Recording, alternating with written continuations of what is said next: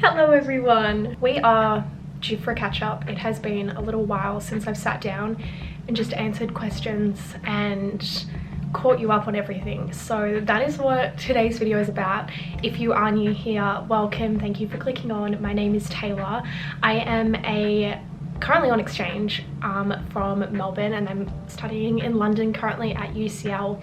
I'm living here at college on campus, and I'm about 2 months in at the time of recording. So a few questions are based on exchange and stuff like that. There's some other random ones thrown in there too. I might make a dedicated exchange video in the future, once maybe at the end of my whole experience, kind of recap everything for you.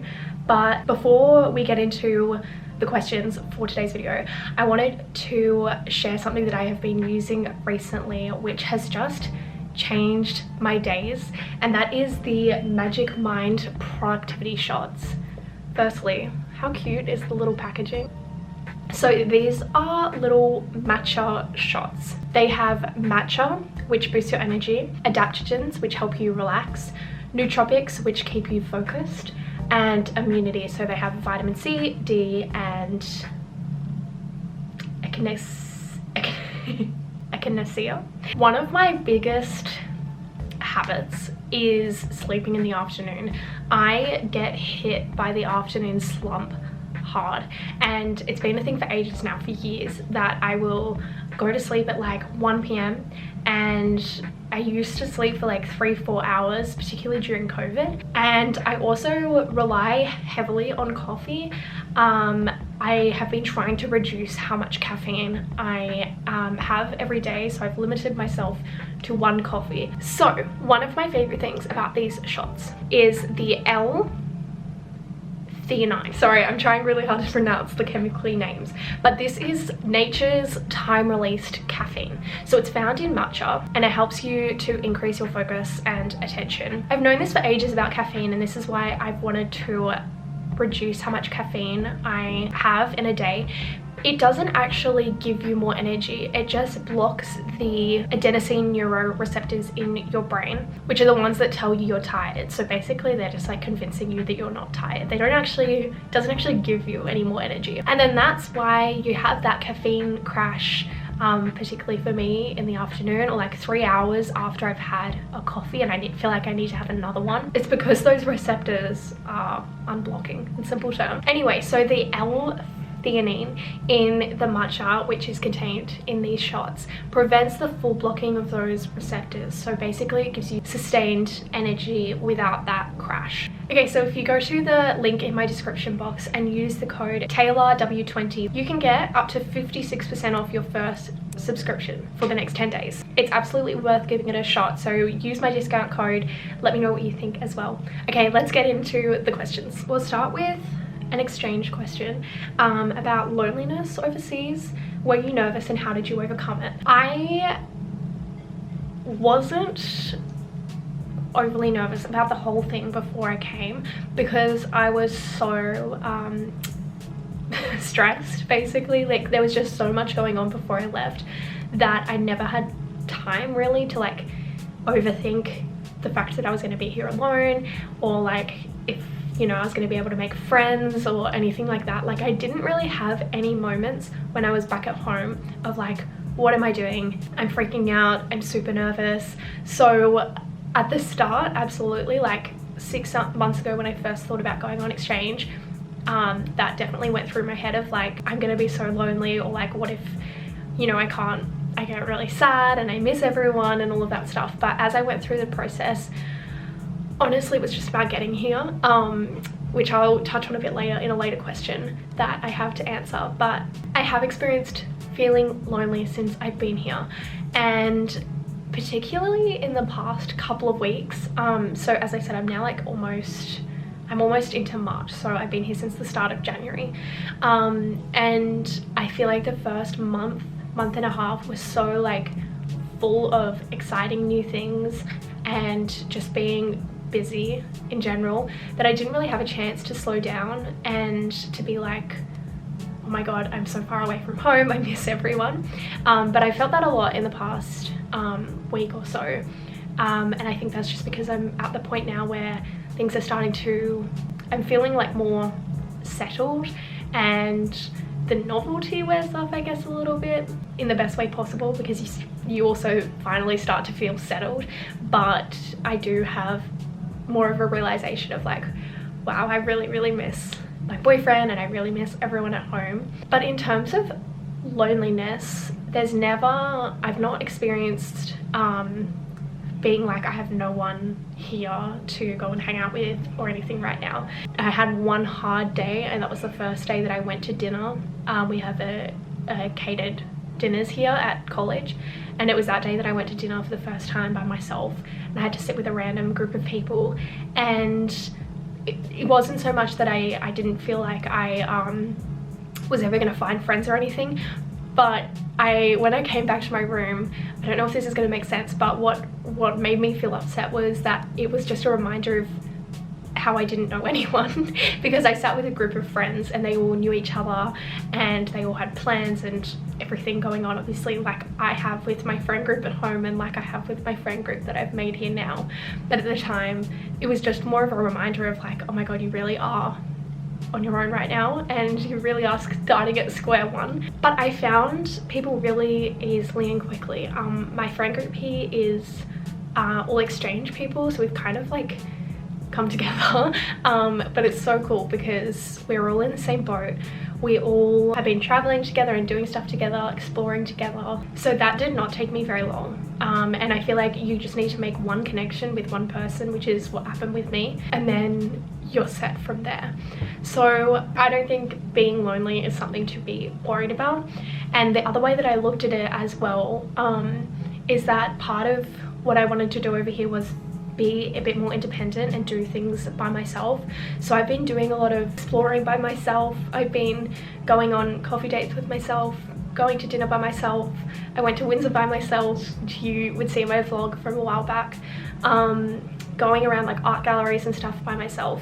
So I'm okay with being alone, and I think that's really important too, because that helps with that feeling of loneliness, being able to like differentiate, okay, I'm alone right now but I don't feel lonely, versus not having anyone to reach out to or anyone to connect with. I think that's the difference. How are you and Toby feeling about long distance? So it has been, yeah, it's been like 2.5 months now since Toby and I started doing long distance, because it was pre-Christmas when I said goodbye to him. So it has been weird. I have an anxious attachment style and I just need like things like physical touch and stuff, so I think long distance isn't suited to me. And that's been good because I've realized I was considering maybe like staying here or moving back over here in the future, and I've realized that I really do need to take into account my relationship, because yeah, I found really long distance really hard. Not super duper hard. Like, me and Toby are really good. We are still having so much fun. He's been away, which has made things easier because we've both been really busy, and I think it just hits the worst in the moments when I don't have anything to do. And so I will like text him, and because of the time difference, he's often asleep when I'm awake because it's like 11 hours. So it's like the opposite time of the day. It's mostly in those moments, and same with my parents, when I can't reach them, when it's like 2 a.m. their time and I can't reach them because they're asleep, that I feel the most distant from them. Toby and I are still working on finding what works for us, and we're still getting into a routine because he was away for like a month, I think, in Asia. He's only just got back home, so he's still like getting into his own routine with work and stuff like that. So we are still currently in the process of like figuring out what works for us. But we have, and a lot of this has happened in the last week as well, we've really like started to crack down and be like, okay, we need to get on top of this, because I feel like if you don't have a plan of how and when you're going to communicate, that's when it becomes really difficult and you just let things slide. So we've started putting our chat times into Google Calendar and inviting each other to events. We've started setting intentions for our conversations as well. Like I want to have an hour conversation with you, and I want to have like a deep chat, or I just want to sit on FaceTime and watch a movie with you, or I just want to have a quick half an hour catch up just at the start of my day kind of thing. So being able to communicate that, and then we've been trialing like different apps and stuff just to feel a bit more connected, but we haven't found anything that's stuck yet. So again, maybe at the end of exchange I'll like revisit it, but it's hard. But we've also got plans to travel together at the end, so he'll be coming over. Hopefully we don't have dates yet, but he is coming over. That makes it easier too, and that's also fun for us to have something to plan together. How are you finding London unis versus Melbourne uni? It's really different here. It might just be the uni that I'm at or the classes that I'm doing, but I'm finding it really hard. And I think the standard here is a lot higher. I think I talked about that in another video, but even just like the marking scheme is way harder than at home. One of the biggest things is how they have trimesters here, and I've never done a trimester before. I'm here for terms 2 and 3, and term 2 is almost finished in a few weeks, and after that there's no more learning. So you do all your learning in term 2, and then you have a month off, and then you have term 3, which is when all your exams are. And so I still haven't like understood exactly, like it's tricky for me. Even like today I'm getting my exam dates, and I'm trying to figure out, like I've got like 3 months between, or 2 months between when I finish my learning and when my exam is, and I'm like, well, do I go and travel, or like do I need to stay here? And like it's hard to tell what those few months will be like, because technically you don't have anywhere to be and the exams are online. And so I'm like, well, I could just like go on and travel for the rest of the time that I'm here and study and then do the exam online. So yeah, that's weird, because at uni Melb you have 12 weeks of content, 1 week study, and then the exam period starts, and the exam period lasts like 3 weeks, and then it's over. Whereas here the exam period lasts just over a month. So yeah, that's one of the big differences that I'm still like trying to figure out while I'm here. And the admin here is really tricky. I think that's a UCL thing. No hate to UCL, but like I thought uni Melb was sometimes difficult, like admin wise. I feel like all unis can be really difficult, but this just like choosing my subjects, and like even now like just getting to my classes and my timetable and all of that stuff is such a mess, and it's been really difficult here. So if you're going to UCL, be prepared. Do you want any kids? A non-exchange related question.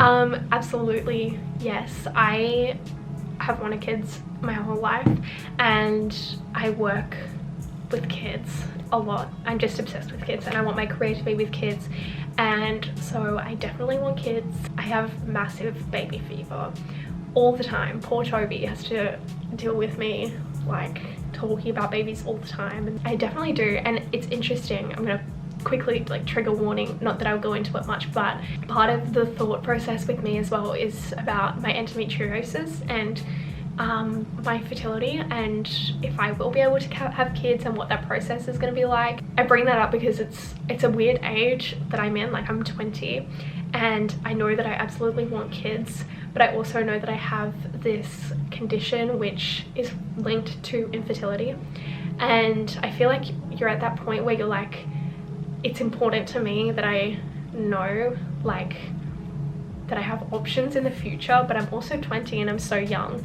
And it's funny timing, because I literally talked to Toby the other day about how it's something that I'm going to look into when I go home. Like even just if it's a conversation, which it probably will be, just like with the GP, being like, it's important to me that I like know what I need to consider, or like what options I would have, and like what the chances of, you know, if it's something that I need to be worried about or be like aware of. Because when you, okay, I'm going on a rant, so you can skip this if this is not of interest to you, but because when you go to the when you get diagnosed with endometriosis, I was 17, or I was 18 actually when I had the surgery.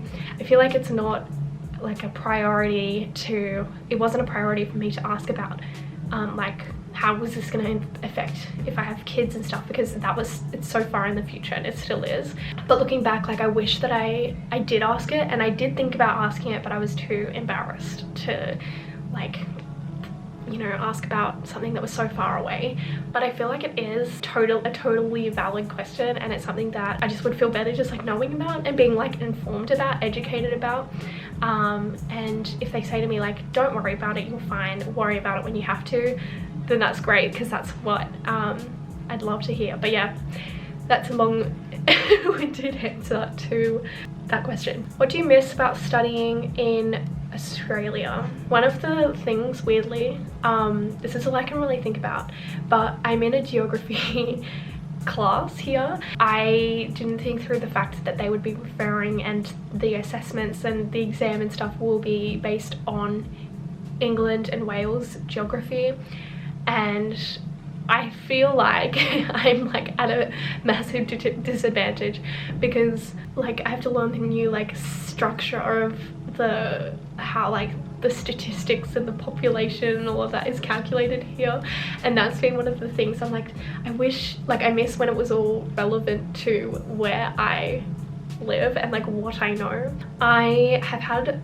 just like questions all over about like the exchange process, and so I think at the end of exchange, as I said, I'll do like a massive wrap up and an in-depth video on the whole process. But I thought for this video, just to answer some like initial questions that I've been getting, I would run through the process of getting here kind of thing. So I've just got like a simple steps of what I did. I'm gonna start by saying that the process to get here, I found it really difficult and really draining, and I know I'm not alone.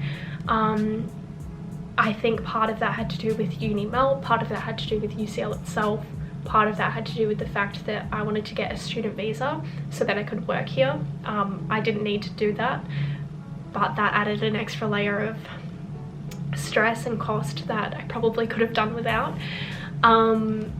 And if I had, I don't want to say this without scaring anyone, but if I had known how much work would go into the process of getting here, I don't know if I would have been, like I was just oblivious, and I was just like going through the process like for like 6 months, and then like looking back on it, I'm like, oh my god, I don't know if I would ever, like I would never do that again. So just, I guess if you're looking to go on exchange, be committed and just try and be prepared, be super organized, and read the fine print of everything, get help when you can. I'm so glad that Toby, like, even he went and like picked up my visa for me at one point, because I could not bring myself to go back to the visa center, and it was just like another thing that I was like, I'm gonna cry if I have to go back to this place. So yeah, I had a lot of sleepless nights. There are lots of things that I would do differently, but it's a process, that's for sure, but it's worth it. Once you're here, it's all good now. Okay, so the first step is deciding where to go, and this just for me involved literally looking at all of the places on offer that uni Melb had, which was basically everywhere. And for me, I just decided that I wanted to go to an English speaking country. I didn't want to go to the US, just personal preference. So I decided on the UK, kind of basic, but then I just like did my research on the cities and asked different people, put it in like Facebook groups and stuff like that, and decided on my top 3. So through uni Melb, you submit your top 3 unis.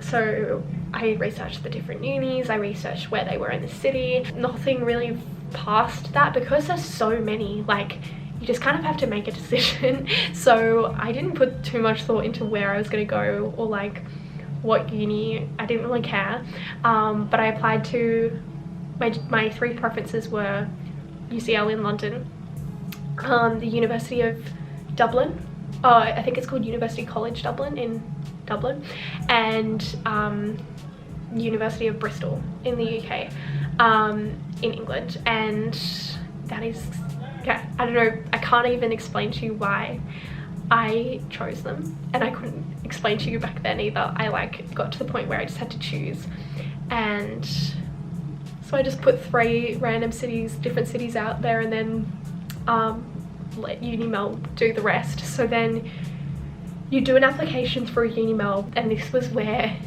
there was a lot of admin. You have to submit all the subjects that you could do at each uni.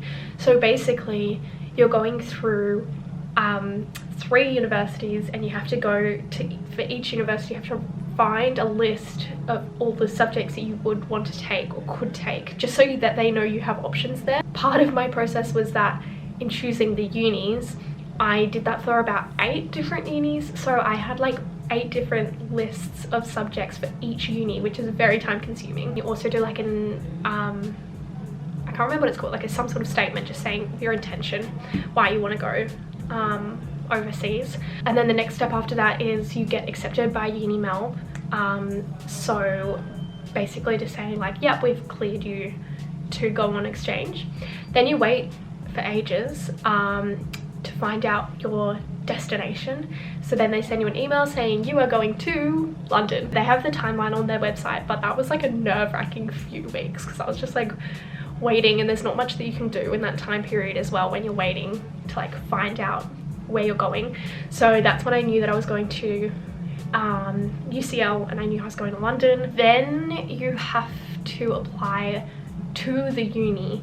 So I had to apply to UCL, and this is a process that you have to do on your own. I didn't even like know about this, but I guess it makes sense. But you have to like apply for the course here, which was also very time consuming. Things like uploading a transcript, but also like all your details, getting references so that you can be accepted into the course. And then this was the worst bit, was that I didn't get accepted by UCL for, I can't exactly remember, one day I'll write down all the dates, but it was like 2 months. I remember I got accepted to UCL the day before my going away party, which was on the 7th of December. I literally was like saying like, oh yeah, I'm going to UCL, but like I haven't been accepted yet. And uni starts on the 3rd of January too, so the time like line was just so stressful. But basically like up until that point I just assumed that I got into UCL, because I think from my perspective they didn't have a reason to reject me unless something really weird happened. But I went ahead and started applying for my student visa, which I got because I wanted to work over here, but you don't need to get it to study in London if you're here for less than 6 months. And if you honestly save yourself the hassle, that process was ridiculous. I booked my flights really early too. I booked my flights basically as soon as I'd applied to UCL, so again like a month at least before I got into UCL. But because flights were getting so expensive, I knew that I had to do it ASAP before, like you can't just book flights to London last minute. To get my student visa, that was an entire process in itself, super expensive. It cost me 800 plus 1.7k AUD just to get the student visa. That's because I had to pay for priority, because I hadn't got into the uni until a few weeks before I was meant to be leaving. So I forgot to mention I also had to get my passport renewed and everything, but I did that quite early on. I had to get a bank account, which I've been using Wise, and that's been super easy for me to transfer money between currencies, I can be paid into that account from the UK. So that was, yeah, a simple option for me. And then I had to find accommodation. There were points, this is how I can explain the whole process, not to stress anyone out, but there were points like I kept saying to Toby and like to my mum and stuff, like I just feel like I'm not gonna be able to go, because as soon as one thing gets like solved, there's another thing and there's another thing. And I was like, I've been so lucky so far that everything's like been resolved, but at some point something's gonna stop working, like, you know what I mean, like something, it was just like, because there were so many hurdles to get here. And the one point when it got really serious for, like, in terms of that, was trying to find accommodation. And there was one night I was looking at accommodation here, and I was looking at share houses, because I had applied for accommodation here at UCL, and because I was coming in term 2, which is mid-year for them, they can't guarantee you accommodation, at least they don't say that on the website. And so I was like, well, I'm not going to assume that I'm getting accommodation. It was already like December 10 at that point, so I was like, I really need to find something so I have somewhere to live. And there was one night, and I was looking at share houses, and I was calling like these companies, like student housing companies here. It was unfathomably expensive, plus the cost of living crisis meant that the heating and all the bills and stuff were just like through the roof. And so I just was like, I can't afford this. I just like simply cannot afford what is left accommodation wise. I'm glad that I actually did get a spot at a college, and everyone I know who is at UCL on exchange did get accommodation. So if you're going to UCL, I feel like they just say that just in case, but like everyone I know got accommodation, and it's just like, it's still expensive, but at least I get meals here, and at least I'm like on campus. The other, like seriously, I was looking at share houses so far away, like 40 minutes on the tube just to get into the city. So then I finally got accepted. I think it was like December 14th or something. I got a room at college, and I was like, I don't care what college it is, I don't care what the room's like, I'm accepting it. So that was the next bit. Again, like super late in the process, like a few weeks out from flying. Okay, and then the last step of the process were my subjects, and again, so many sleepless nights. One of the really tricky things with the subjects is that UniMelb has to approve them all before you do them here. So basically you send a list of subjects to UniMelb, and they reject them or accept them. And I don't know why, but UniMelb is so picky, and they rejected like most of my subjects. And at the end of it, I have 3 subjects to do here at UCL, and I had 4 options that UniMelb had left me with, that they said I could do. And I was like, oh, I think it was like 5.